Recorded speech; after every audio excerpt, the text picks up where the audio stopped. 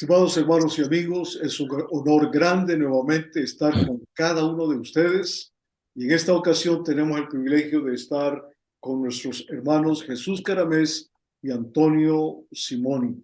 Jesús y Antonio son dos hermanos que trabajan en la Escuela Bíblica, en la Facultad de Teología de España.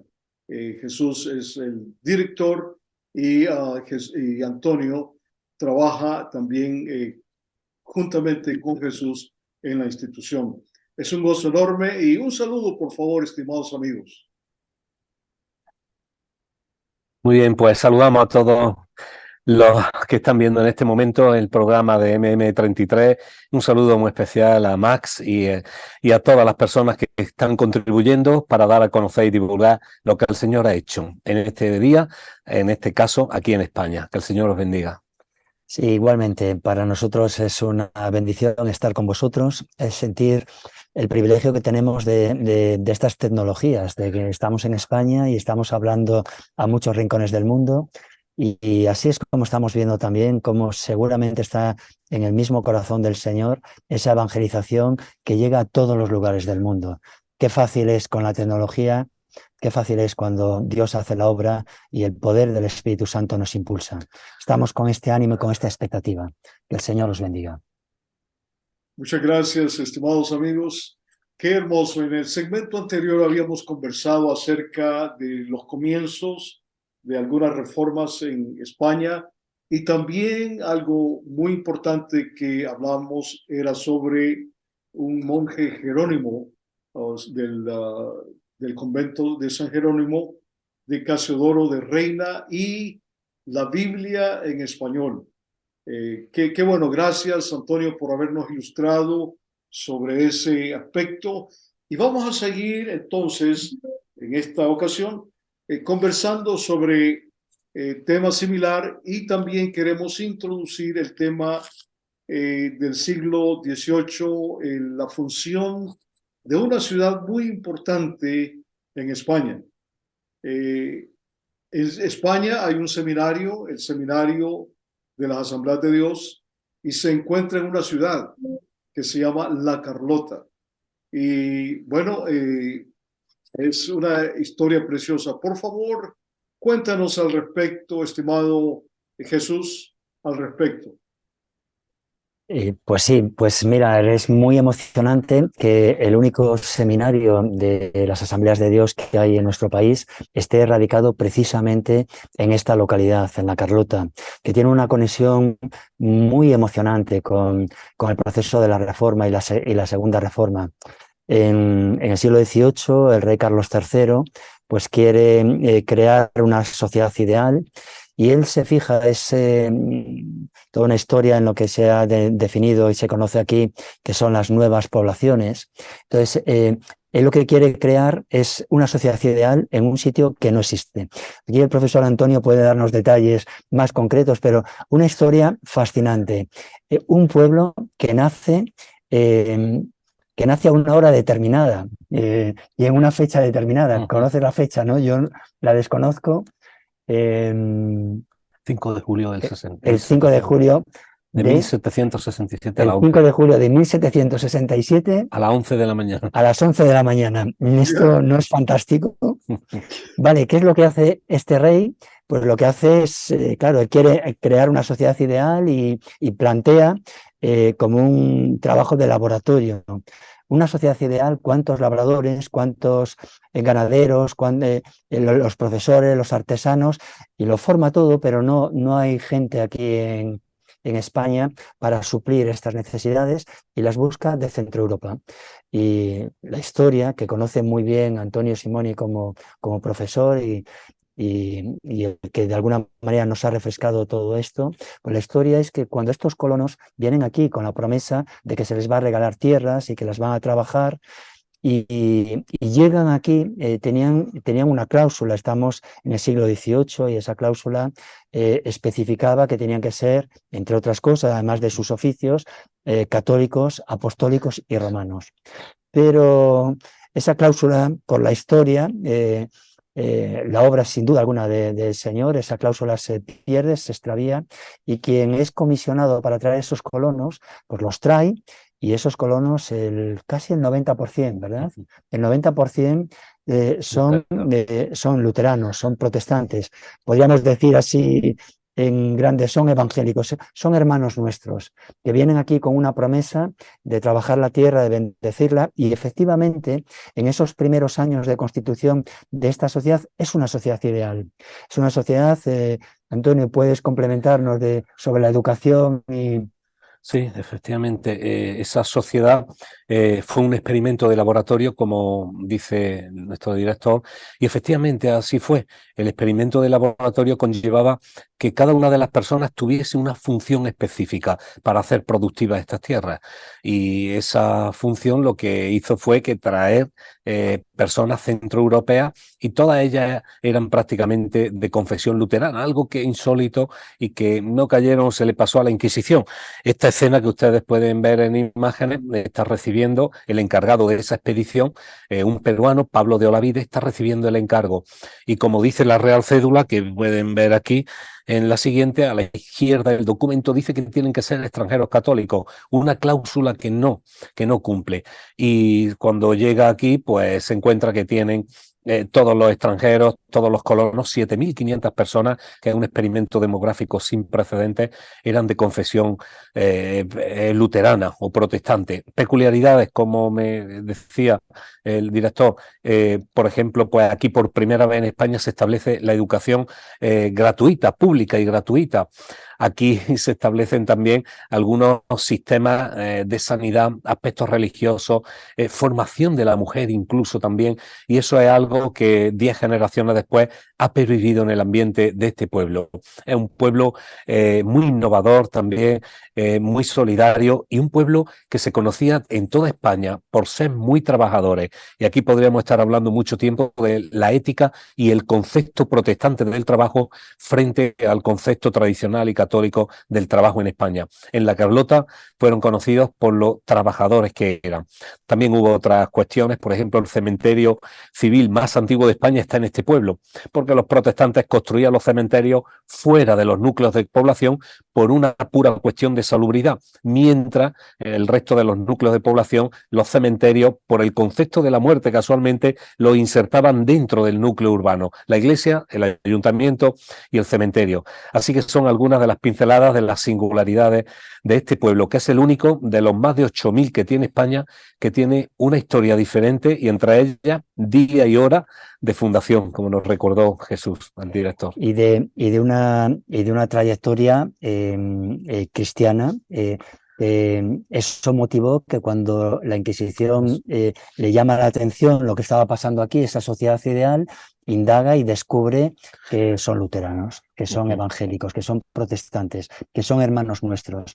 Y la Inquisición se desplaza, de hecho, la actual Iglesia Católica, pues ahí era donde se constituía el Tribunal de la Inquisición. ¿Por qué la historia de este seminario radicado aquí es tan apasionante?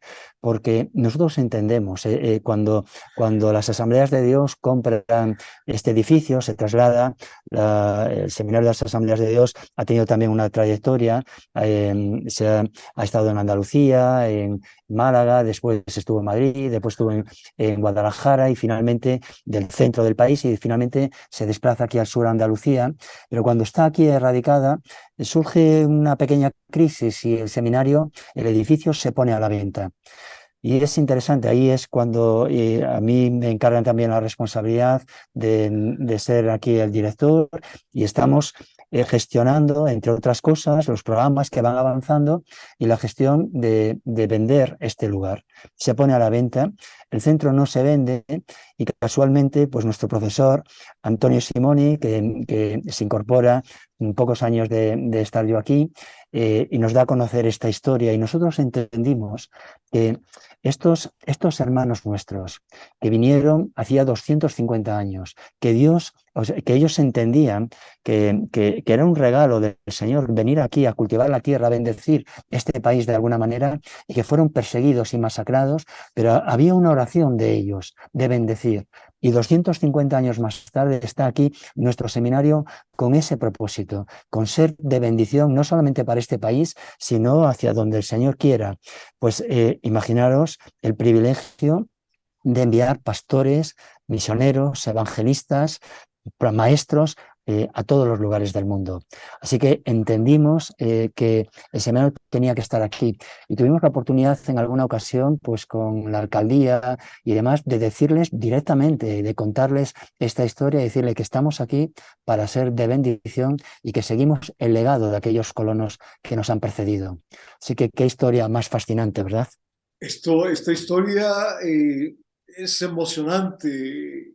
¡Wow! Es increíble. En realidad, animamos a cada uno de nuestros hermanos y amigos que están sintonizándonos en este momento, que en realidad puedan reflexionar al respecto, porque el Señor siempre responde las oraciones. Me toca lo que dices, estimado hermano Jesús, que 250 años atrás, unos luteranos, unos protestantes que habían llegado ahí a ese pueblito en ese momento, o más bien a tratar de formar una población, oran, y los resultados posiblemente no los vieron en ese momento, pero años más tarde, sin nadie que lo planificara, el Señor de alguna forma soberana permite que haya un seminario evangélico pentecostal ahí en este pequeño pueblo. Entonces, Antonio, tú mencionabas de que era un experimento. Experimento en el sentido de que eran zonas solitarias o terrenos solitarios entre dos ciudades principales como Córdoba y Sevilla. Para nuestros amigos y hermanos queremos mencionar de que lo que estamos hablando es en la parte sur de España, en la sección entre Córdoba y Sevilla, que son ciudades muy antiguas y de mucha validez o de mucha presencia histórica. Entonces, ¿por qué es un experimento de población en este momento?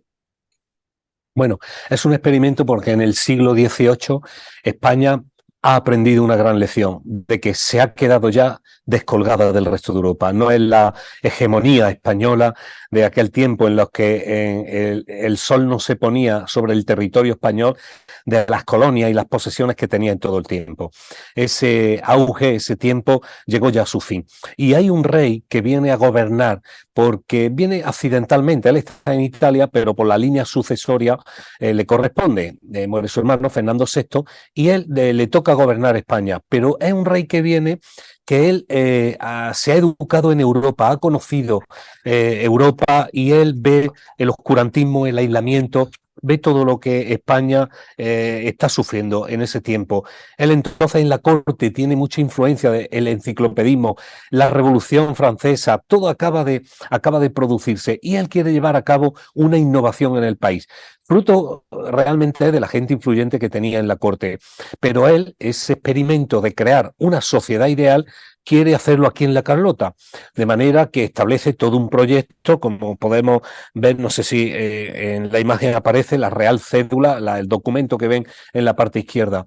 Y él quiere llevar a cabo este experimento y aprovecha varias circunstancias. La Carlota está sobre un terreno que se conocía como el desierto de la Parrilla. Y el desierto de la Parrilla era muy peligroso porque no solamente en el sur de España, este tramo corresponde a la vía Augusta, la vía romana más grande del mundo, que unía el sur de España con Roma, la capital del imperio, y que todavía es la carretera que pasa por delante de nuestro seminario, era el antiguo trazado de la Nacional Cuarta. Y el problema que había es que las diligencias, los carruajes, no llegaban, no llegaban con sus contenidos, con sus cargamentos al sur de España, sino que en esta zona eran asaltados.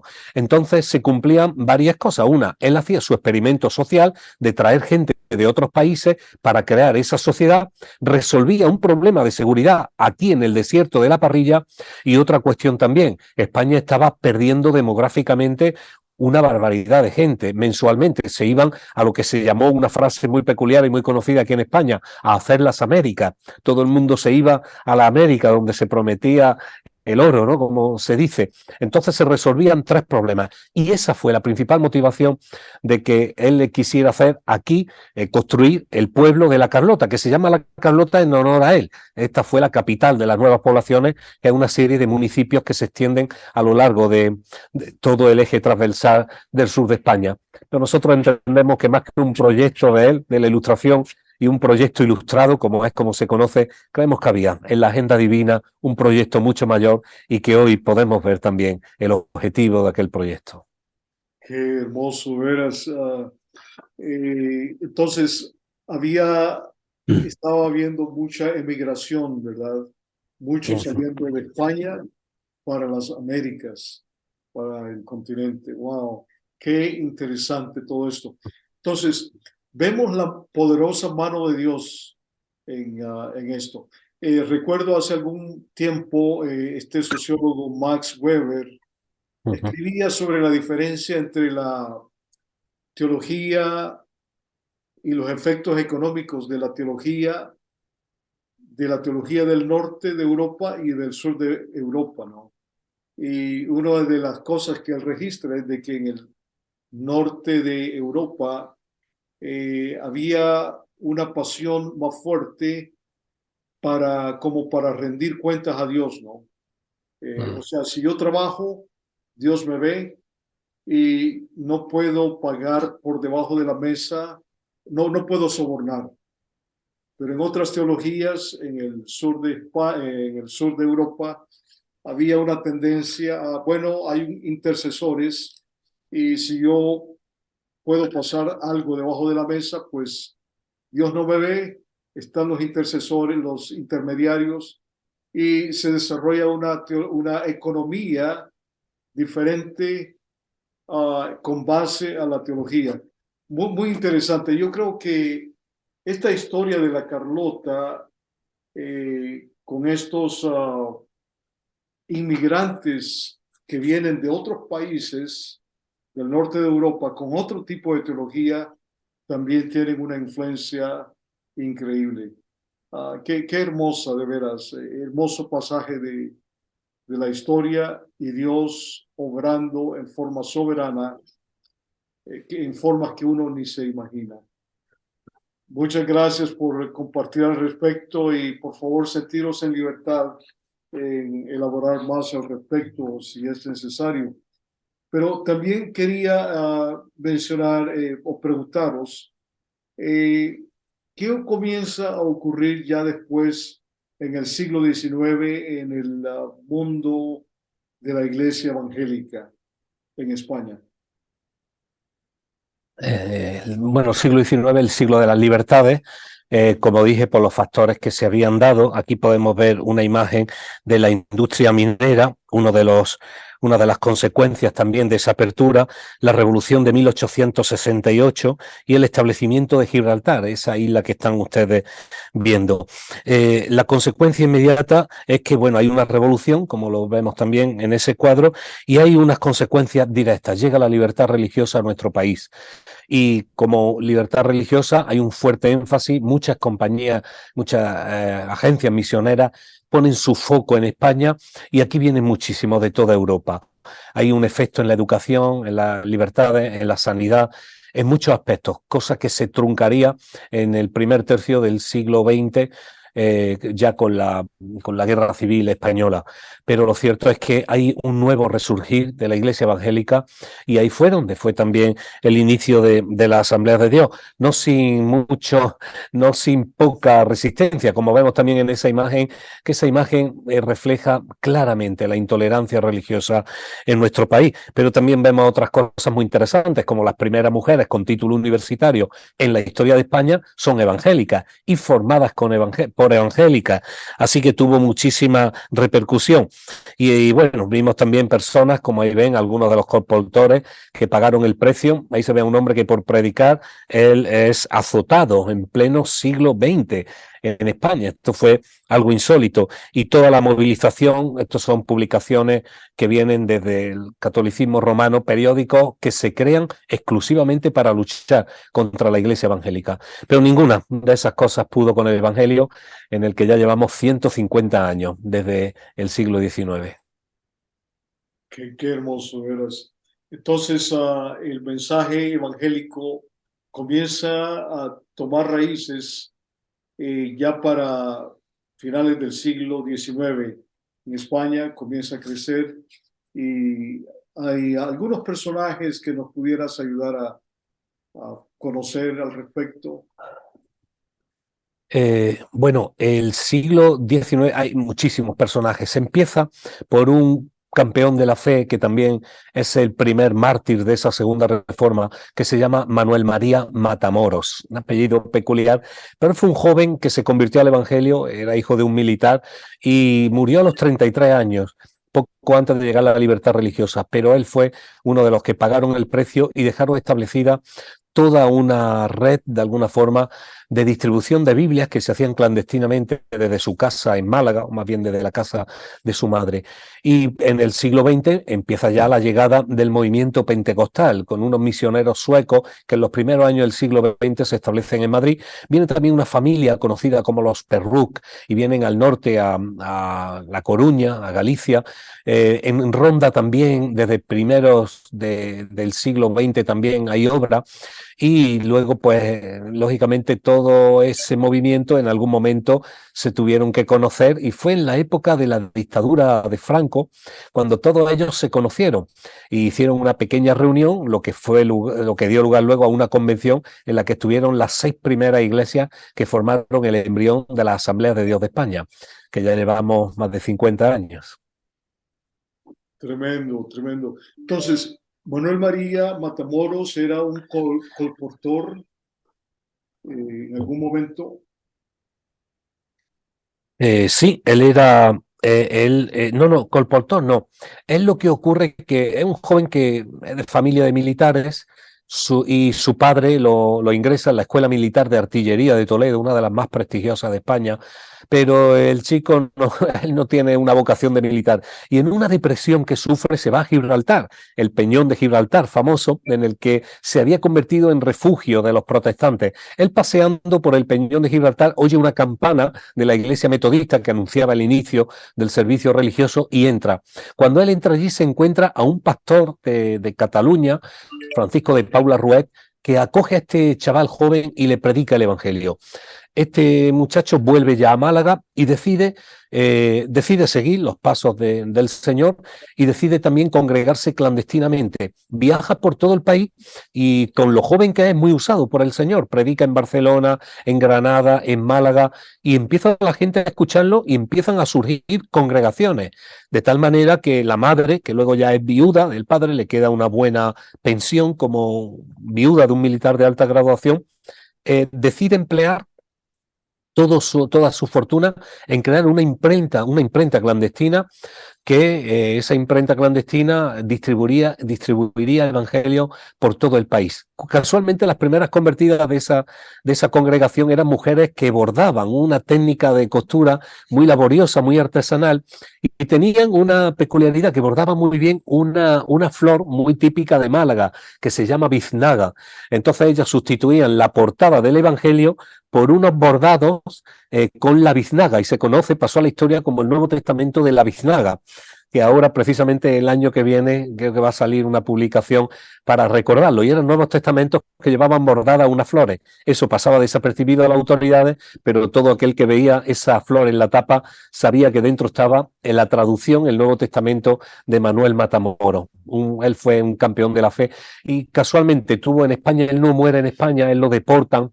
Él provoca que 80 representantes de distintos países se enfrenten a la reina Isabel II para pedir su liberación, porque él está injustamente encarcelado en la cárcel de Granada. La reina concede el indulto y él se va a Lausana, donde muere. Y bueno, pues finalmente es lo que hace. Tiene una historia muy bonita. Poco antes de morir se lleva a 15 adolescentes, que luego fueron los 15 primeros pastores que se distribuyeron por toda Andalucía cuando llegó la libertad religiosa. Pero bueno, una vida muy corta, pero tan fructífera como corta, la de Manuel Matamoros. Qué, qué hermoso, qué historias increíbles, pero lo que nos mueve enormemente es la gracia de Dios. ¿Cómo es esto que Dios, en medio de tantas vicisitudes y tribulaciones, está llevando a cabo un plan? El plan de que su nombre sea conocido para salvación del ser humano. Qué hermoso. Vamos a dejar la historia, las historias en este momento. Nuestro segmento está llegando a su final, pero vamos a tener otro segmento donde estaremos hablando más del tema de la iglesia en el presente y del aspecto educativo que está desarrollándose en España en este tiempo, de veras. Estimados hermanos y amigos, un gozo enorme que hayan estado con nosotros en este precioso segmento que hemos estado hablando sobre la obra del Señor en España. Un saludo, estimados amigos, Antonio y Jesús. Muchas bendiciones y hasta luego.